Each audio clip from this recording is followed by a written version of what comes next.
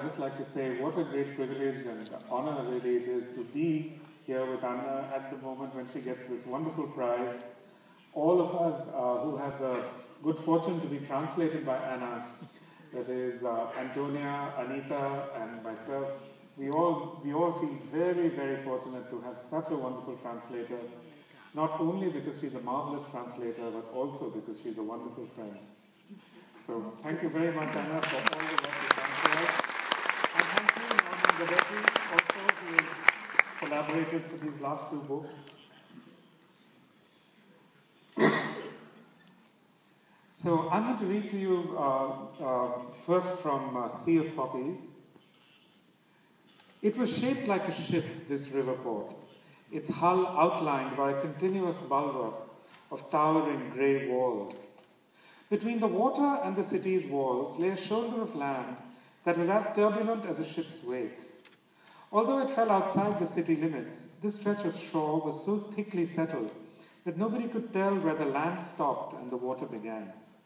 Sampans, junks, lorchas, and smug boats were moored here in such numbers as to form a wide floating shelf that reached almost halfway across the river's width.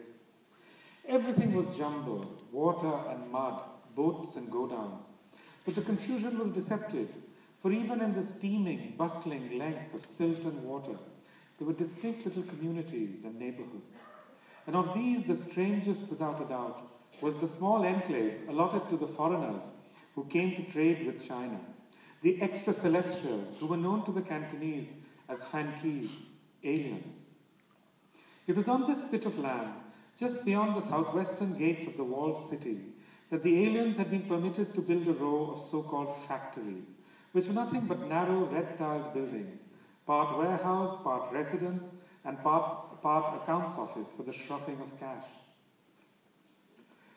When the Netherlanders first came to Canton, he said, they needed a place to set up warehouses, just as the Portuguese had done in Macau.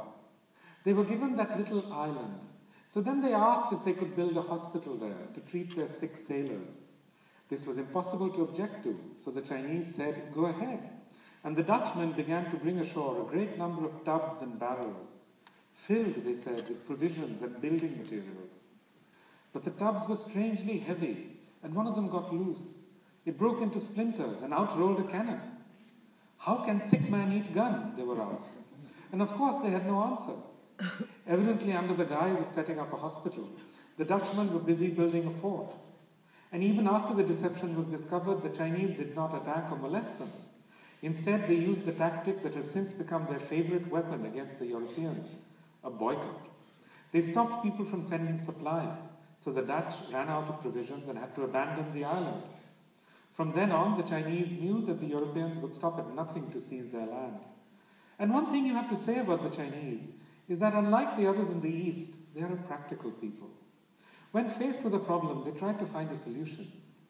And that, over there, was their answer, Fankitown. It was built not because the Chinese wished to keep all aliens at bay, but because the Europeans gave them every reason for suspicion. You cannot imagine, Pugly dear, what a tonic effect these discoveries had on me. Canton appeared to me in an entirely new light. Surely, if only I could see Jacques, I thought, surely I'd be able to explain that I was not one of those Fankis who came with cannon, but rather one of those who had been drawn here by art, by paintings and porcelain, as in the times of the Tang. And yet, in a way, it is also familiar. Everywhere you look, there are khidmatgars, daftargars, khansamas, chaprasis, peons, darwans, khazanadars, khalasis, and laskars. And this, my dear Pugly, is one of the greatest of the many surprises of Fankitown. A great number of its denizens are from India. They come from Sindh and Goa, Bombay and Malabar, Madras and the Kuringa Hills, Calcutta and Sylhet. But these differences mean nothing to the gamins who swarm around the Maidan. They have their own name for every variety of foreign devil. The British are Aises, and the French are merdes. The Hindustanis are, by the same token, Achas. No matter whether a man is from Karachi or Chittagong, the lads will swarm after him with their hands outstretched, shouting, Acha, Acha, give me kamshaw. They seem to be persuaded that the Achas are all from one country. Is it not the most diverting notion? There is even a factory that is spoken of as the Acha Horn. Of course, it has no flag of its own. What is it that has made the provinces of Malwa, Bihar and Banaras the chief localities of the opium cultivation? Why are vast tracts of land in those districts, formerly occupied with other articles, now covered with poppies? Although so widespread, why is the culture still rapidly on the increase? The traffic is the creature of the East India Company, itself the organ of the British government.